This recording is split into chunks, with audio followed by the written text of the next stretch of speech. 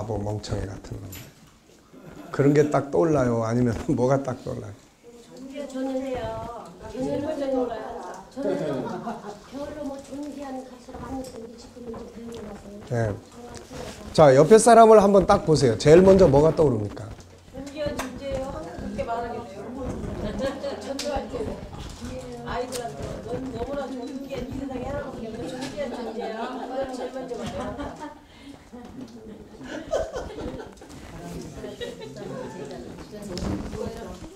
나이 많은 엄마한테 전화했어도 이 세상에 하나밖에 없는 하나님께서 영원전부터 그 존귀한 존재의 그거 말이야. 어떤 사람은 딱 보는 순간 말 안 듣는 것만 딱 떠오르죠. 뺀질뺀질하게 생긴 것도 있어. 네. 그러니까 딱 볼 때 일단은 이제 하나님의 형상이 일단 딱 떠오를 수 있도록, 네. 그게 이제 우리의 훈련이에요. 그래서 상대방을 딱 볼 때 그게 이제 뭐 장점부터 볼 수도 있고 다양하게. 근데 사실 그런 면에서 사도 바울은 대단한 인물이에요. 벌써 2000년 전에 이 사람은 사람을 이렇게 다룰 줄을 알아요.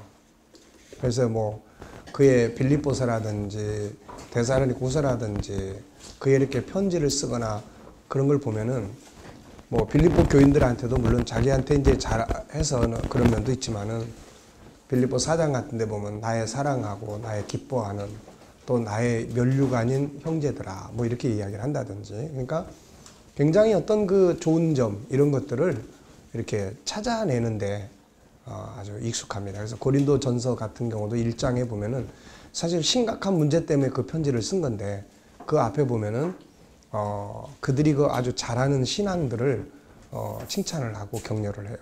이게 오늘날 그 리더십이라든지 이런 데서는 필수 과정입니다. 상대방을 볼 때 먼저 장점부터 찾아라. 그리고 단점을 지적하기 위해서는 최소한 5가지 이상의 장점을 보고 이야기를 하고 난 다음에 한 가지의 단점을 지적을 해라. 굉장히 어려운 이야기죠. 그렇지만은 이제 그런 것들이 좋은 인간관계를 이제 맺어갈 수 있는 겁니다. 이게 물론 이제 그러다 보니까 업무를 담당하는 이제 뭐 현장에서는 그냥 그런 것들이 발목을 잡아가지고 이제 문제가 되는 경우들도 있어요. 그래서 저는 항상 이제 그런 취지를 가져요. 거룩성이라고 하는 것은 문제를 발견할 수 있는 능력이에요. 거룩성은. 만약에 회사나 공공기관이나 우리도 조직을 운영을 해 나가면서 주어진 업무나 이런 것들을 제대로 잘 안 하는데 무턱대고 뭐 사랑성을 가지고 뭐 진행을 한다. 이거는 같이 공멸하는 길입니다. 그래서 업무는 냉정하게 구분을 해야 돼요. 냉정하게. 그러나 인간에 대한 어떤 가치, 인간에 대한 어떤 존엄성 이런 것들을 무시하거나 막 짓밟거나. 그러니까 근데 현대 우리 사회나 이런 구조들 속에서는 문제가 어떤 업무적인 문제가 하나 발생하면 그 다음에 인격을 막 무시해버리는 거죠, 이게. 거기서 분노가 일어나고 거기서 이제 어떤 상처가 되고 이제 이렇게 되는 거예요. 그래서 업무에 대한 부분은 항상 냉정해야 됩니다. 그런 것까지 그냥 막 넘어가 버리면은 이런 건 나중에 하나의 공동체가 공멸해 버려요, 이게. 회사가 됐든 어디가 됐든.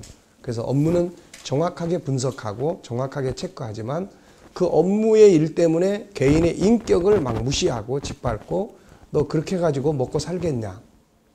네 장래가 불쌍하다. 너 도대체 대학 졸업했다는 놈이 그거밖에 못해?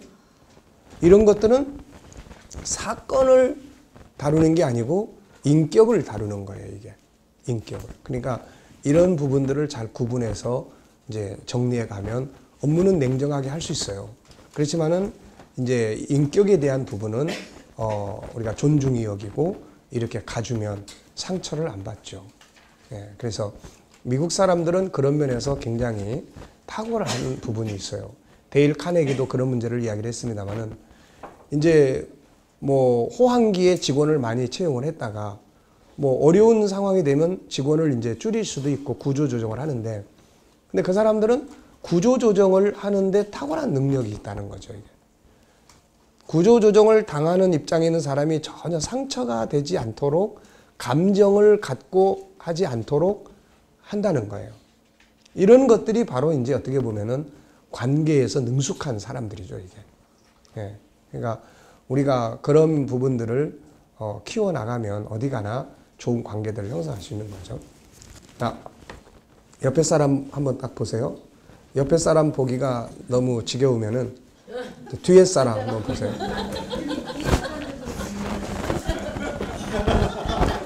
네, 옆에 사람 너무 많이 보다가 네, 너무 많이 보면은 지루할 수 있으니까.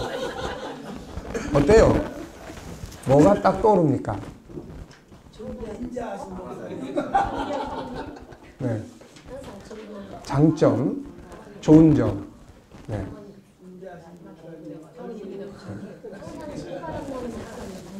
자, 예. 45페이지 보세요, 이제 모양의 다양성이에요. 자, 이 모양의 다양성에서 나오는 특징들이 어떤 것들이 있을 것 같아요? 모양의 다양성. 네. 모양의 다양성에서 나오는 특징들이 뭐가 있을 것 같아요? 개성이. 네, 개성이죠. 개성. 그리고 그 개성이 이제 자기도 인정받고 싶어 하는 이런 마음들이죠. 네, 이런 것들이 개성이 다르고, 네. 근데 세상 문화는 자꾸 이거를 인정을 안 해요. 그래서 어떤 잘난 사람, 뭐 상품성이 될 만한 사람 앞세워서 다 그 사람처럼 이제 만들어 가려고 하는 겁니다. 그래서 모양의 다양성 속에서 자기 개성을 찾을 줄 알고 인정할 줄 알고 그 좋은 점들을 이렇게 찾아내는 이제 이런 것들이 필요합니다. 자신의 모습에 대해서 어떻게 생각하는가? 자신의 얼굴이나 모습 때문에 자신감이 없고 자부심보다는 열등감이나 자기 학대를 하고 있지 않는가? 많은 청소년 젊은이들이 이런 문제에 휩쓸려 있죠. 역시 상대방의 얼굴이나 모습 때문에 그의 존엄성을 짓밟고 무시하고 있지 않는가? 이것 때문에 상대방이 병들고 상처받고 있다는 사실을 알고 있는가? 그 상처가 언젠가는 그 사람에게 우울증과 좌절감으로 나타나고 학대하는 당신에게 분노와 안갚음으로 나타날 수 있다는 사실을 기억해야 한다. 자신의 모습에 대해서 자신감을 가져라. 하나님이 주신 자신의 모습을 학대하지 마라. 비교할 필요 없다. 유일성에서 가장 중요한 원칙이 뭐냐면은 비교하지 말라는 거예요. 비교. 그래서 자기답게 산다는 겁니다. 자기답게. 네. 이게 유일성에서 반드시 기억해야 될 분야예요. 너는 너고 다른 사람은 다른 사람이야. 네가 그 사람처럼 뭐 그렇게 되려고 할 필요 없는 거고. 네. 그러니까 그 열등감에 대해서 책을 쓴 사람이 그렇게 썼어요. 미국 쪽에서는 열등감이나 이런 부분이 한국에 비해서 훨씬 적다는 거예요. 근데 실제로 그 사람들 사랑하는 걸 보면 진짜 그래요. 뭐 옆에 사람이 집을 산다고 그래가지고 자기도 굳이 집을 사고 이런 게 없어요. 진짜 필요한 걸 사는 거예요. 뭐 옷이나 자동차나 다 마찬가지예요. 진짜 이 사람들 자기 필요한 걸 합니다. 근데 우리는 이제 딴 사람이 하면 나도 같이 하는 게 있어요, 이게. 딴 사람이 사면, 아니, 나도 그냥 사야 되고, 딴 사람이 바꾸면 나도 바꾸려고 하는 이제 이런 것들이 있죠, 이게 비교 의식이에요, 이게. 그러니까 이런 것들이 유일성을 생각할 때 항상 여러분들이 기억해야 될 게 나는 나야. 그냥 나는 나의 모습대로 나에게 주어진 하나님의 은혜대로 내가 나를 살아가는 겁니다. 네, 그러니까 토끼와 거북이를 한번 보십시오, 여러분. 비교라는 것이 얼마나 위험한 거냐면은 토끼와 거북이가 경주를 하면은 누가 이깁니까? 토끼가 이기죠. 근데 왜 토끼가 진 이야기가 나올까요? 아니 도대체 거북이하고 토끼가 달리기를 하는데 도대체 왜 토끼가 지냐고요? 예, 그 원인이 뭐냐면 목표가 토끼의 목표는 거북이기 때문에 그런 거예요. 만약에 토끼가 가는 목표가 저 산꼭대기에 있는 나무다 생각을 하면은 거북이가 빨리 가거나 늦게 가거나 걸어가거나 잠을 자거나 말거나 그냥 자기 가면 되는 거야. 그러면은 질 이유가 없어요. 그런데 거북이가 비교 대상이야. 보니까는 아이고 한숨 자도 이게 뭐 가는 꼴을 보니까 이게 뭐 충분히 이길 수 있는 거야. 그래 그냥 자는 거지 뭐. 네. 그러니까 이런 비교 의식이라는 건 자기 인생을 실패하게 만드는 거예요. 하나님이 서로 다르게 만들어 놓은 거는 각자의 다른 삶을 살도록 만들어 놓은 거예요. 이걸 좋아 있게. 그러니까 다른 사람을 존중히 여기고 그 다음에 나의 삶을 가치 있게 인정하고 살아가는 이런 것들이 굉장히 중요한 거예요. 이런 걸 훈련을 시켜야 됩니다. 이게. 그래서 모양의 다양성은 바로 그런 것이 있습니다. 우리나라는 이런 부분에서 상당히 어떤 성형 뭐 이런 거에 너무 아주 밀접해 있죠. 자, 반면에 보면은 이런 미국인들 가운데를 보면은 서양 사람들 가운데는 이런 것들을 거절하고 영화 뭐 주연을 찾을 때 성형수를 하지 않은 사람을 찾는 이런 사람들도 있고 뭐 다 그런 건 아니지만은 그렇습니다. 여기에 이제 이 사람의 사진을 사실 실었어요. 이런 사진들을 사실 나중에라도 혹시 뭐 초상권에 대한 문제가 있고 하기 때문에 이제 사진 잘 안 넣는데 이 사람은 너무 많이 알려져 있고 또 뭐 그래서 이제 이 사람의 얼굴을 실었습니다. 이제 이 사람이 방송을 탔어요. 이 루카스라고 하는 사람이 방송을 탔습니다. BBC 방송에서. 근데 이 사람의 얼굴 모습이 딱 나가니까 수많은 사람들이 연락이 왔어요. 너무 불쌍하다. 성형수술을 해주면 좋겠다. 내가 해주겠다. 이제 이런 거예요. 근데 이제 그 이야기를 딱 듣고 난 다음에 이 사람이 이제 뭔 이야기를 하냐면은 이런 이야기 했어요. 이게 내 모습입니다. 비슷비슷한 사람이 많은 세상에 개성 있는 얼굴 때문에 좋은 점도 많아요. 그는 오히려 세상의 삐뚤어진 시각을 바꿔야지 왜 자신이 얼굴을 바꿔야 하느냐고 반문했습니다. 지금 프리랜서 작가로 일하고 얼굴 기형인 어린이들을 돕고 있죠. 얼굴 기형인 어린이들을 돕는 데는 이보다 더 좋은 얼굴이 없죠. 그러니까 오늘 우리는 자기 인생을 안 살아요. 남이 뭐라고 하느냐에 따라서 남의 인생을 사는 겁니다. 이게 제일 불쌍한 거예요. 나중에 가면 다 후회합니다. 내 삶이 뭐야 이거. 그러니까 이 사람도 왜 스트레스 안 받았겠어요? 여기 보면은 처음에는 신경질적이 됐다가 사춘기에는 온통 움츠려 지냈다고 합니다. 이제 나를 보는 시선을 극복했습니다. 다른 사람이 째려보거나 놀리는 것에 익숙해졌습니다. 제 얼굴은 장애라기보다는 그냥 독특하게 생긴 거죠. 그러니까 이게 이제 자존감이에요. 자존감. 남이 뭔 말을 해도 별로 신경 안 쓰고 그냥 사는 거죠. 그러니까 여러분들이 내가 자존심이 센지 자존감이 강한지는 나한테 싫은 소리를 누가 했을 때 여러분 속에서 나타나는 반응을 한번 보세요. 굉장히 기분 나쁜 이야기를 누가 나한테 딱 했을 때 뭐 그냥 그렇지 뭐. 그리고 그냥 대수롭지 않게 딱 털어버리고 가면 자존감이 강한 사람이고 그것 때문에 하루 종일 일이 손이 안 잡히거나 그것 때문에 흥분하거나 이러면은 자존심이 센 사람이에요. 그러니까 이 자존심이 세면 남의 인생을 살게 됩니다. 남의 인생을. 그러니까 우리가 이제 이런 부분들은 버려야 돼요. 빨리빨리 버려야 됩니다. 이런 건. 그렇지 않으면 평생 남의 말 한마디에 이끌려서 내 인생을 다 버려요. 이 사람은 결혼해서 행복하게 잘 살고 있습니다. 참 좋은 모델이죠. 자기 가치를 인정하고. 자, 48페이지 보면은 우리는 남과 같아지기 위해서 쇼펜하우어라는 사람이 한 이야기인데 남과 같아지기 위해서 우리 자신의 4분의 3을 잃어버린다고 이야기를 해요. 성경은 우리를 다 다르게 하나님은 만들었어요. 다 다르게 만드는 이유는 다른 삶을 살도록 하기 위한 거예요. 서로 다른 사람들이 삶이 모여가지고 조화를 이루어야만 이 속에 뭔가 아름다움이 있는 거지 다 똑같은 삶을 살아버리면 안 되는 거예요. 다 같이 망하는 거예요. 우리나라 사람들은 어디 한 군데서 짜장면집 잘 된다 그러면 다 그냥 가서 똑같이 짜장면집 열어. 그래서 나중에 다 똑같이 망하는 거야, 이제. 그러니까 다 똑같은 길을 걸어가려고 그러면 안 된다는 거죠, 이게.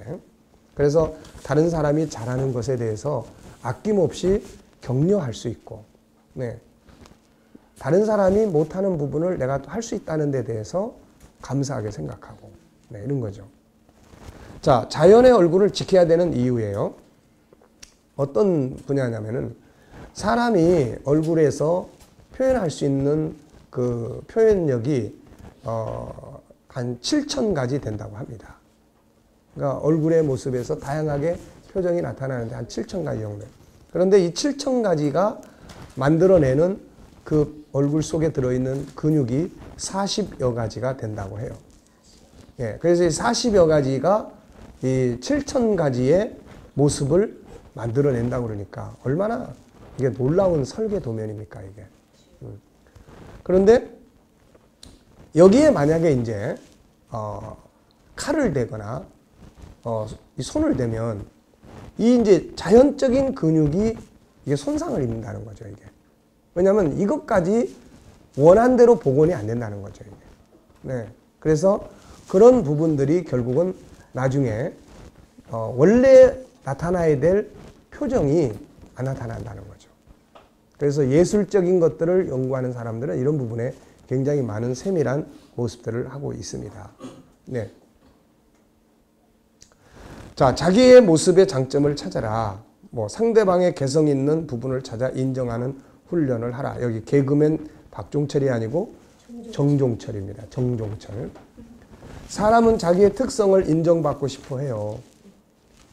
그런데 이 특성을 무시하고 다른 사람을 비교하면서 무시하면 안 됩니다. 옆에 있는 사람의 특성이 뭔지 장점 찾아서 인정해 주는 거죠. 그러면 관계가 좋아지고 존경하게 되고 따르게 됩니다. 자기를 인정해 주는 사람을 싫어하는 사람은 없어요. 이것이 진정한 리더십입니다. 자신의 인생에 좋은 파트너가 되어줄 수 있는 거죠. 자기를 인정해 주면 고마워요. 네.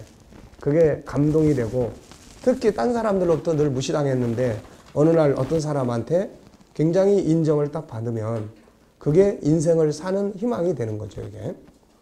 자, 세 번째는 이제 재능의 다양성입니다. 혹시라도 자기 머리를 치면서 이 바보 멍청이야 이런 이야기 해본 일 있습니까? 네. 예, 우리는 뭐 누구나 다 그렇게 할 때가 있어요. 어처구니 없는 실수를 저질렀을 때, 이 바보가 뭐 하는 거야 지금? 이럴 때가 있단 말이에요, 이게. 그게 이제 한 번이면은 괜찮은데, 이게 이제 습관화된 사람들이 있어요. 조금만 뭐 하면은, 나는 안 된다니까, 역시. 뭐 이런다든지, 이런 거. 어리석은 행동입니다. 바보 멍청이가 아니고, 당신 속엔 세상을 다스릴 수 있는 재능이 있다는 사실을 알고 있는가? 이것을 아는 사람들은 뭐라고 이야기했어요? 내 안에 있는 거인, 천재, 이런 말들을 합니다. 예.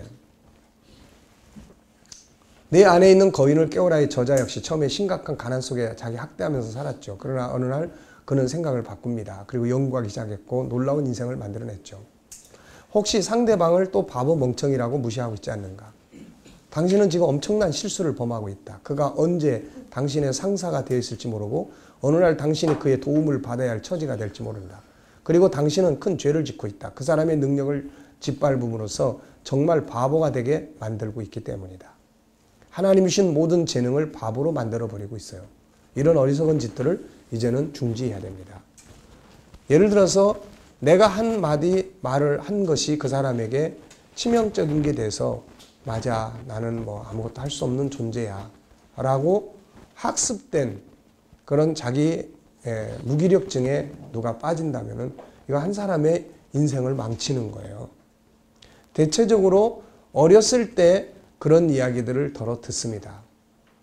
그리고 실패라든지 이런 것들을 계속, 그래서 우리가 목표를 세울 때 너무 엄청난 목표를 세우면 안 돼요. 너무 엄청난 목표를 세우면 이게 자꾸 실패하게 됩니다. 자꾸 도달하지도 못하면 나중에는 뭐라고 이야기해요? 에이, 나는 안 돼. 뭐 목표 세우면 뭐해? 옆에서도 야, 너 맨날 뭐 목표 세우고 꿈을 어쩌고 이야기하더니 뭐 되는 건 아무것도 없냐 이렇게. 그래서 우리가 목표를 세우더라도 간단한 우선 작은 목표들, 내가 성취할 수 있는 작은 목표들을 늘 세워가는 게 필요해요. 그러면은 그 작은 목표들은 우리로 하여금 성취감을 느끼게 하고 그게 학습을 시켜줍니다. 아, 나는 할 수 있구나. 예. 이런 것들이 자꾸 학습이 되면 나중에는 큰 일도 해낼 수가 있는 거예요. 네. 그러니까 우리가 그런 부분들에 대해서 이렇게 특별히 우리 자녀들이나 뭐 이제 안 믿는 사람들이 그 자녀들한테 막 하는 말들 쏟아내는 것들을 보면은 막 저래 가지고 애들이 저거 나중에 어떻게 클까? 이제 이런 염려스러운 경우들도 참 많죠. 예. 그들을 아주 무시하고 자기 자식을 무시하고 무능력하다 그러고 뭐 바보 천치 같다 그러고 이제 계속 이러다 보면은 이게 이제 계속 그게 이제 정신적 감옥이라고 이야기해요. 심리학자들은 이거를 정신적 감옥이다 이렇게 이야기를 합니다. 거기에 갇혀 있는 거예요. 거기에. 그래서 나중에는 못 빠져나옵니다. 거기서. 이게 아주 무서운 거예요. 사람은 절대 바보가 아닙니다. 물론 자라면서 또 태어나면서 우리가 장애를 가질 수는 있습니다.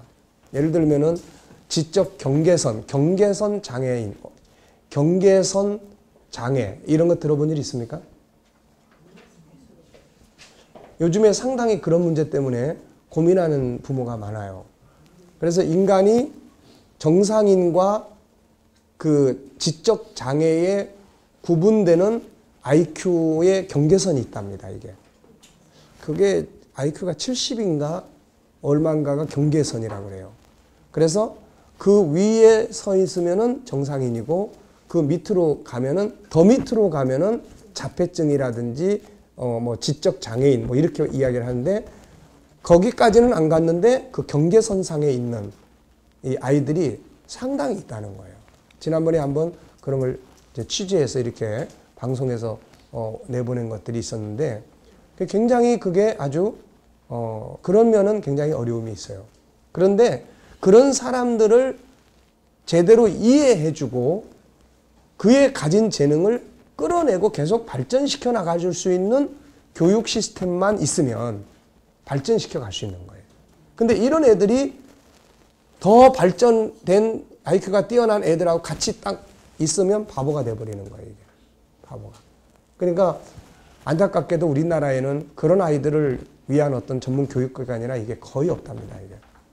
그러니까 어떻게 보면 그렇다고 완전 지적 장애인도 아니고, 그 다음에 정상인하고 같이 겨룰 수도 없고, 그럼 얘들이 그냥 다 왕따 당하고, 그리고 사회에 나와도, 회사에 나가도 업무를 제대로 못 하는 거예요, 이게. 그러니까 그런 것들이 능력이 모자라서도 그렇지만은 자꾸 주눅이 드는 거야. 자꾸 못하니까 너는 그 일을 하는 거야. 뭐야, 지금 뭐 하는 거야. 더 못해지는 거야, 이게. 그러니까 사실은 앞으로 우리 교회들이 참 그런 부분에까지도 참 손을 대야 되고 가야 될 영역들이 참 많습니다. 오히려 지적장애나 완전 장애인들은 사회적으로도 살피고 하는 그런 것들이 많은데 이런 거에 대해서는 이게 사람들이 잘 모르고 있다는 거예요, 이게. 그러니까 이런 어떤 재능 개발에 관한 이런 프로그램들은 앞으로 교회가 반드시 이런 분야들을 개발을 해서 재능 개발을 시켜줄 수 있는 이런 이제 전문성 있는 사람들이 이제 만들어져야 돼요, 이게. 자, 사람은 절대 바보가 아니다. 무능력한 사람도 없다. 서로의 능력이 다를 뿐이다. 자녀를 교육할 때 이걸 반드시 기억하라. 그들이 성공하길 바란다면 세상이 정해놓은 울타리 속에 가둬놓지 마라. 그러니까 요즘에 우리나라는 애들을 망치는 교육을 합니다. 그게 뭐냐면 선행학습이에요. 선행학습. 이 선행학습이라고 하는 것은 가르치는 사람들도 알아요. 이게 얼마나 큰 장애인지. 네. 그러니까 이것 때문에 아이들이 공부에 질려버리는 거예요. 질려버리는 거예요. 사람이요. 자기에게 딱 맞는 수준보다 한 단계 더 가는 거는 흥미를 유발할 수 있어요.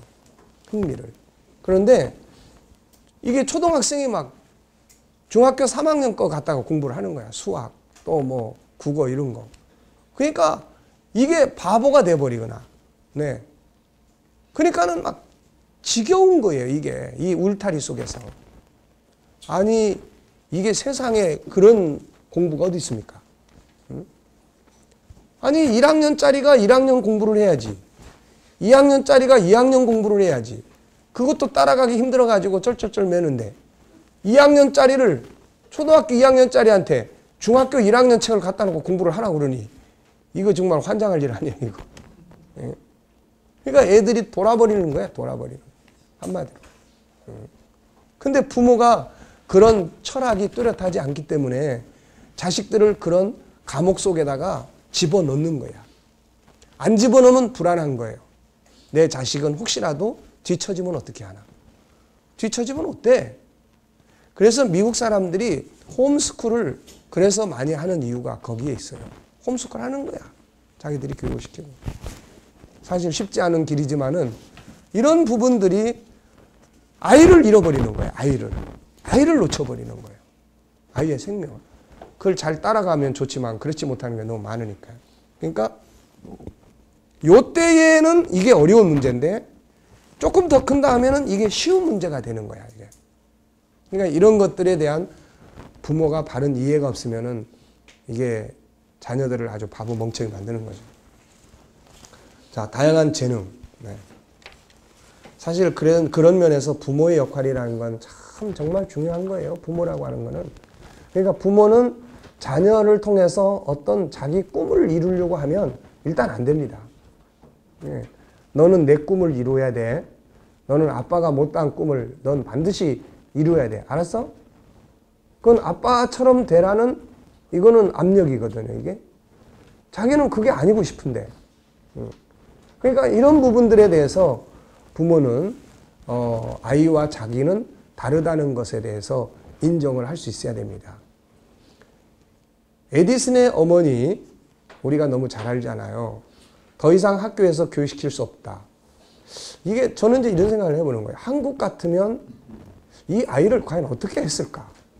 내 생각에는 정신병원에 엄마가 데리고 다니면서 아마 정신과 치료를 받게 하지 않았을까? 근데 그 어머니는 그런 면에서 이게 뛰어난 사람이에요. 이 아이의 특징을 개발해 주려고 하는 거죠. 네. 그래서 자녀들이 잘하는 분야를 찾아서 교육을 시켜줄 수 있는 부모. 네. 아이들이 잘할 수 있는 분야를 찾아서 그 길을 갈 수 있도록 이끌어주는 부모. 이런 것들이 아주 중요하죠. 천재와 바보가 따로 있는 게 아니다. 전 그렇게 봅니다. 그래서 잘하는 걸 하게 하면 천재가 돼요. 저보고 이렇게 성경 연구하라고 그러면 저는 잘합니다. 그런데 저보고 밥하라고 그러면은 잘하죠. 네. 네. 그러니까 잘 못하는 걸 시키면 갑자기 바보가 되는 거야, 이게. 갑자기. 그러면 이제 옆에서 하는 말이, 아니, 당신은 그것도 못해. 그러면 더 못해, 이제. 그러면 완전히 더 못하는. 네. 나보고 족구하라 그러면 잘하는데, 수영하라 그러면 그냥 허우적거리는 거야. 내가 몇 번 수영 배우려고, 우리 집 사람의 소원을 들어주려고, 몇 번 수영을 배우고, 우리 저 홍사모님 딸내미까지 특수 강사로 데려다가, 했는데, 아이고, 그 참, 왜 그렇게 잘 안 되는지, 그냥 계속 빠져. 글쎄, 다 그런다고 그러더라고. 다 같이 그냥 힘을 쫙 빼면 저절로 뜬대. 근데 나는 저절로 뜨려고 하면은 더 가라앉아. 그래서, 여보, 나는 그냥 걸을게. 예. 자, 그러니까, 네. 자, 선교 현장 이야기 했죠. 제가 뉴질랜드에서 만났던 분인데, 예, 큰애는 자랑하는 게 없어가지고 늘 고민하다가, 이제 둘째 아이하고 항상 비교를 하는 거죠. 근데 둘째 아이는 공부를 잘해요. 소위 공부 잘한다 그러면 수학, 영어 이런 거 잘하는 거죠. 근데 큰 아이는 이런 걸 전혀 잘 못해요. 그래서 너무너무 속상해 하는 거예요. 그래서 저는 이제 재능의 다양성을 알고 있기 때문에 틀림없이 큰아이가 잘하는 게 있을 겁니다. 그게 뭔지 한번 생각해 보세요. 나중에 퉁명스럽게 대답을 하더니 뭐라고 대답을 하냐면, 그래요. 큰애는 남의 꼬복노릇 잘합니다. 꼬복노릇. 그러니까 이분이 생각할 때 남의 심부름이나 하고 남이 뭐라고 하면은 시중 들고 이런 것들은 재능으로 보질 않는 거예요. 그래서 제가 아이고 집사님 그건 대단한 능력입니다. 네, 앞에 있는 학생들 뭐 하고 있어요? 네. 어디까지 했죠? 대단한 능력입니다. 네. 큰아이고 네. 그래서 큰아이가 이제 그래서 제가 이제 그랬어요. 아이고 그건 대단한 능력입니다. 예, 그 아이는 그럼 복지 쪽에 공부를 시켜보시면 어떨까요? 이게 사실 우리나라에서는 복지 해가지고 뭐 돈 많이 버는 건 아니죠. 근데 또 복지가 굉장히 많이 발전하고 있어요. 근데 우리나라에 복지 자격증 가지고 있어도 복지해서는 안 될 사람들이 너무 많아요. 네. 왜냐하면 복지는 기본적으로 서비스 정신이 충만해야 돼요. 이 아이처럼 남의 꼬복 노릇을 잘해야 돼. 잘 섬기고 그냥 뒷받침하고 이걸 기쁨으로 이게 어느 정도의 자기 만족도 속에서 할 수 있어야 되는데 그게 없는 사람이요. 사람 맡았다가는 완전히 사람 잡습니다. 이거. 양명수 목사님이 제일 잘해요. 네. 우리 양 목사님이 아주 그런데 예, 달란트가 있죠. 김상선 목사님 비롯해가지고. 네. 그러니까 이런 것들이 참 하나님이 주신 재능의 다양성이에요. 그러니까 선진국으로 갈수록 사실 이런 복지 쪽에서 일하는 사람들의 역할이 굉장히 중요합니다. 이게. 네. 우리나라는 지금 아직도 뭐 복지 해도 돈 좀 갖다 주는 거지 진짜 인간을 인간답게 다루는 우리 그 뭐 요양원이나 이런 데 그런 이야기 많잖아요. 인권 무시하고 그냥 남자인데 벌거벗겨서 목욕시켜 놓고는 그냥 아무렇게나 그냥 처하게 둔다든지 남자가 옷 벗고 있는데 그냥 그 아무것도 모르는 것처럼 여자 요양사들이 그냥 그 안에 들락달락 한다는 이런 건 전부 다 그 사람의 내면의 세계를 보면은 창피하고 인격이 있기 때문에 생각의 기능이 있기 때문에 그게 싹 없어져 버린 사람은 상관이 없는데 그런 거예요 이게. 그러니까는 그런 것들에 대한 어떤 준비가 안 되고 단지 돈, 월급 뭐 이런 거에 매여서 하다 보면은 정말 그런 이제 상처들을 주게 되는 거죠. 그랬더니 나중에 이 양반이 하는 말이 하기는 얘가 아빠 일을 돕고 있다는 거예요. 그래서 아빠 일을 돕지 않으면은 아빠 일을 할 수 없을 거라 이런 이야기를 하는 거예요 이제. 그러니까 하나씩 파고 들어가 보니까 사실은 큰아이 때문에 아빠가 그 작은 사업이지만 컴퓨터 방을 하는데 그런 일을 할 수 있고 그것이 이제 가정을 유지해 나가게 되는 거야 이게. 그러니까 재능의 다양성이라는 것은 굉장히 중요합니다. 요즘에 많은 부모들이 공부 그러면 무조건 이제 국영수죠. 이걸 잘하면 착한 아이고 공부 잘하는 아이고 그걸 못 쫓아가면은 너는 왜 맨날 형처럼 못하냐 동생처럼 못하냐 누나처럼 못하냐 그 다음에 이웃의 아무개는 뭐 어쨌다는데 너는 뭐 왜 그렇게 못하냐 뭐 이런 식이죠 이제. 자 어머니의 기준은 학교 성적이죠. 그래서 항상 작은 아이와 비교할 때 큰 아이에 대한 불평이 이제 컸던 겁니다. 하나님이 세상을 다스리라고 담아주신 능력을 우리가 바보로 만들고 불량아로 만들고 반항아로 만들고 있다는 거예요. 그러니까 이런 것들에서 자기가 인정을 받지 못하면 사람은 인정받을 것을 찾아요. 그게 이제 정상으로 가는 길이 아니라 거꾸로 가는 길에 갑니다. 미국에서 그런 어떤 그 이제 청소년 수사 이제 이런 것들을 이제 연구해서 이제 발표한 내용들 가운데 사고를 지르는 아이들한테 물어보면은 너 왜 사고 치냐 그러니까 나를 좀 알리고 싶어 가지고요. 나도 좀 인정받고 싶어서요. 네. 왜 그러냐면은 자기를 좀 누가 알아줬으면 좋겠는데. 네. 그러니까 얘들이 좋은 면에서 인정해주는 사람이 없다 보니까 아예 그냥 주먹에 뭐, 그런 제일 잘 나가는 짱이 된다든지. 이런 거죠, 이게. 그래서 불량아를 만드는 것도 결국 사회고, 우리 또 어른들이고, 학교고, 다 그런 거예요, 이게 결국은.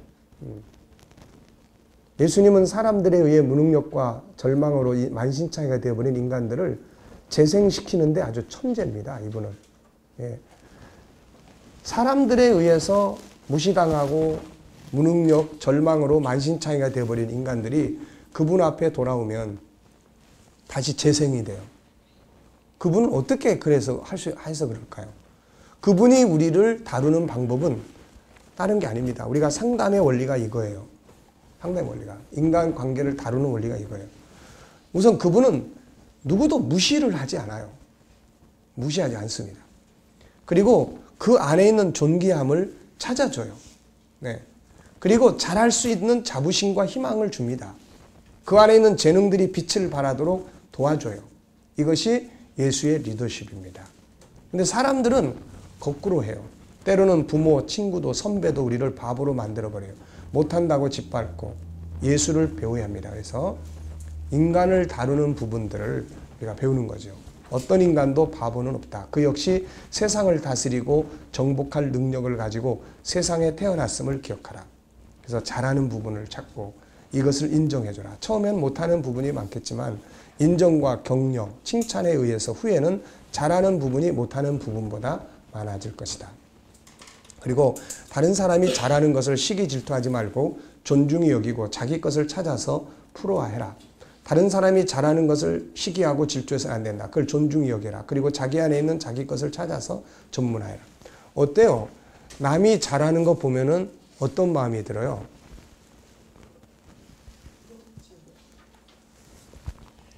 부럽습니까? 네. 또 저 사람처럼 나도 한번 해보고 싶다. 네. 배 아프진 않아요? 네. 뭐 시기 질투하거나 이런 거 없어요? 네. 그 정도만 돼도 잘하는 거예요. 우선 시기하고 질투하지 않고 야 나도 참 잘해보고 싶다라는 도전, 동기를 부여받는다면은 굉장히 아주 수준 높은 사람입니다. 네. 다른 사람이 잘하는 걸 보고 시기 질투하면 안 된다. 그것을 존중히 여겨라. 다윗이 골리앗을 이긴 것은 사울의 칼이 아니고 자신의 것인 물맷돌 던지는 기술이다. 비교하지 말고 자기 것을 찾으라. 비교하는 데서 불행이 온다. 천지만물은 처음부터 하나에서 진화된 것이 아니라 다양하게 창조되었어요. 다시 말하면 각자에게는 독특한 다양성이 있다는 거예요. 그래서 하나님께서 채소와 모든 종류의 나무도 종류대로 있으라는 거예요. 종류대로. 모든 짐승들과 생물도 종류대로 있으라. 새들도 종류대로 있으라. 그런데 이 종류대로 있으라고 했는데 진화론자들은 그 종류대로를 가지고 자꾸 진화의 증거물로 만들려고 하고 있는 거죠. 네. 다 다릅니다. 참 신비해요. 깊은 몇천 메다 밑에 도저히 생물이 살 수 없는 그런 공간에도 이 생물이 살고, 지난번에 한번 그런 인터넷 뉴스에 아주 참 특별한 뉴스가 떴어요. 거기는 온도가 아주 높은 이런 조그만 우물 그 바위 틈새의 물인데 온도가 섭씨 몇십 도라고 하는데, 근데 거기서 사는 물고기가 있는 거예요. 거기서. 그러니까 모든 생물은 거기에 맞도록 만들어진 종류들이 있는 거예요, 이게. 네. 그러니까 다른 물고기는 거기 집어넣으면 금방 죽어버리죠, 이게. 그러니까 그런 다양성을 우리가 철저하게 알아야 돼요. 정말 다른 거 다 잊어버리고 저 사람과 나는 다른 사람이다라고 하는, 서로 다른 생각을 할 수 있고 다른 방향을 추구할 수 있고 이렇다는 것만 인정을 해도 좋은 관계를 만들어 나가는데 큰 도움이 됩니다. 네. 자, 다른 사람의 능력을 인정하고 존중하고 자기 것을 소중히 여길 때 더욱 큰 성공을 이루어갈 수 있고 행복한 삶을 만들 수 있는 거죠. 자, 자기 재능 찾기. 재능은 감춰진 보물과 같이 이것을 찾아내서 전문화하는 것이 중요하다. 남의 것만 쳐다보지 말고 자기 것을 찾아라. 이 이야기는 뒤에서 또 더 구체적으로 이제 다루게 됩니다. 여기 보면은 목표 설정, 이런 것이 다 재능 개발의 기본 원리예요. 교육, 교육을 받으면 개발이 됩니다. 정보, 그 다음에 어려운 문제의 환경, 어려운 문제가 부딪혀야 거기에 따른 재능이 개발되는 거예요. 실패의 과정, 멘토의 조언, 그 다음에 열정, 하나님의 도움, 일단 이런 것들을 이제 정리를 해봤습니다. 그러니까 어쨌든 간에 이제 이런 부분들을 우리는 계속 만들어 나가야 돼요. 목회도 마찬가지예요. 설교도 마찬가지예요. 좀 더 잘해볼 수 없을까?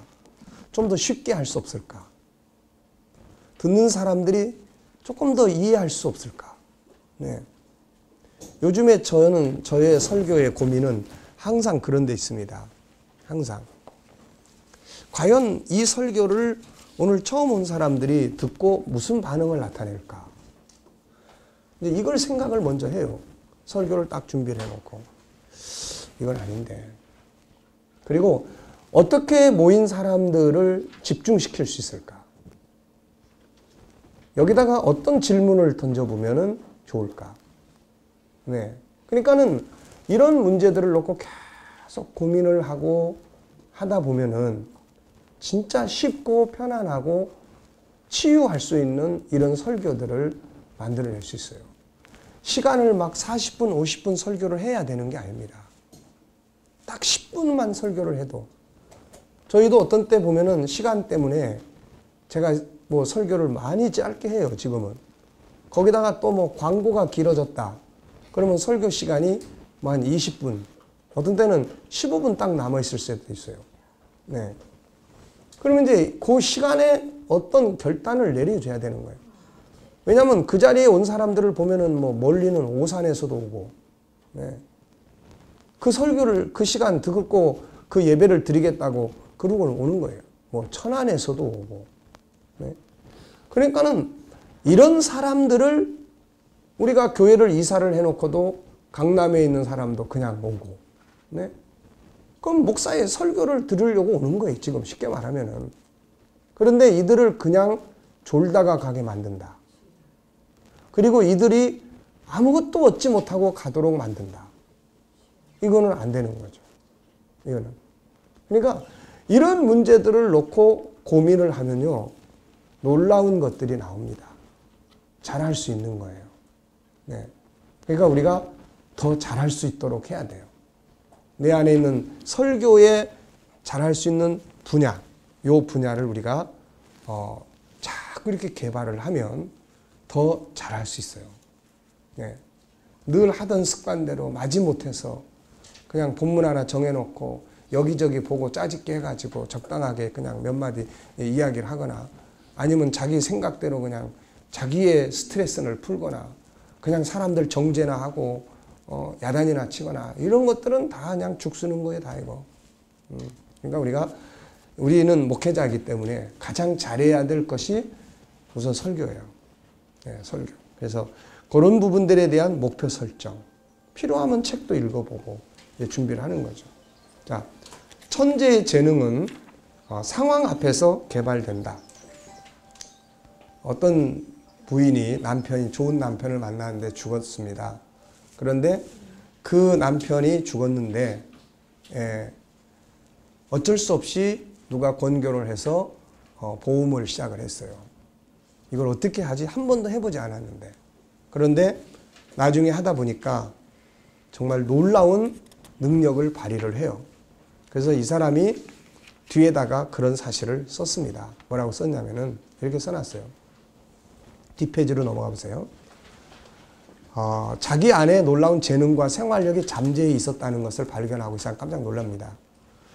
하나님은 모든 사람에게 각자에 알맞는 재능과 기회와 능력을 다 줬어요. 5달란트든 1달란트든. 그런데 대부분의 사람들은 자신의 재능을 확인조차 하지 않고 아예 나는 무능한 사람이라 포기해버려요. 그러나 말이다, 우리를 이 땅에 나게 하신 하나님은 적어도 우리가 생존할 수 있는 능력과 가족과 이웃을 위해 봉사할 수 있는 재능을 주셨다는 거죠. 그것이 아무리 하잘 것이 없이 보일지라도 일단 그것을 개발하고 활용하기 가면 기적 같은 큰 능력을 발휘할 수 있다. 이거는 호쿠마 출애굽기 편에 있는 이야기예요. 자, 어쨌든 간에 뭐 이 밑에는 이제 실패가 재능 개발에 아주 좋은 프로그램이다. 수많은 위대한 상품들이 실패 속에서 나온다는 걸 알고 있는가? 제일 재밌는 게 뭐냐면 청바지예요. 청바지. 오늘날 그토록 유명한 청바지가 천막천을 만들었던 사람이 천막천을 무지하게 많이 만들었는데 그걸 가져갈 사람이 계약을 취소해버리는 바람에 이거 완전히 망해버리게 생겼어요. 그래서 이 사람이 술집에 갔는데 거기서 광산에서 일하는 사람들이 안 찢어지는 바지는 없나? 그러면서 바지를 꿰매고면서 이야기를 하는 거예요. 그 말에 그냥 머릿속에 번개처럼 안 찢어지는 바지, 질긴 천은 천막이지. 그래가지고는 양복집에 가가지고 생각을 바꿨어요. 그래가지고서는 청생 물을 들여가지고 바지를 만들기 시작했는데 이게 대박을 터뜨렸다는 거 아닙니까? 그러니까 항상 세상은 역설적이라는 게 있어요. 끝에서, 다 망하는 끝에서 새로운 해가 뜨는 거죠. 자, 어쨌든 자기의 유일성을 살리는 일, 그 다음에는 다른 사람의 유일성의 보물을 찾아주는 일, 그리고 다른 사람의 자존심을 막 짓밟아버리는 이런 거 아주 조심해야 됩니다. 그래서 이 영린이라고 하는 것, 이게 용의 그 목에 거꾸로 있는 비늘이라는 건데 이것만 건드렸다 그러면 용이 아주 그냥 분노하고 발작을 한다고 합니다. 이게 이제 이런 용에만 있는 게 아니라 우리 모든 사람들한테 있다는 거죠. 자, 오늘 시간은 천상 여기까지 해야 될 것 같습니다. 어떻게 오늘 공부 다 잘 하셨습니까? 네. 자, 이제 가셔서 저녁에 화장실에 들어가셔가지고 이빨 닦으시면서 뭐예요? 요거 꼭 실천하시기 바랍니다.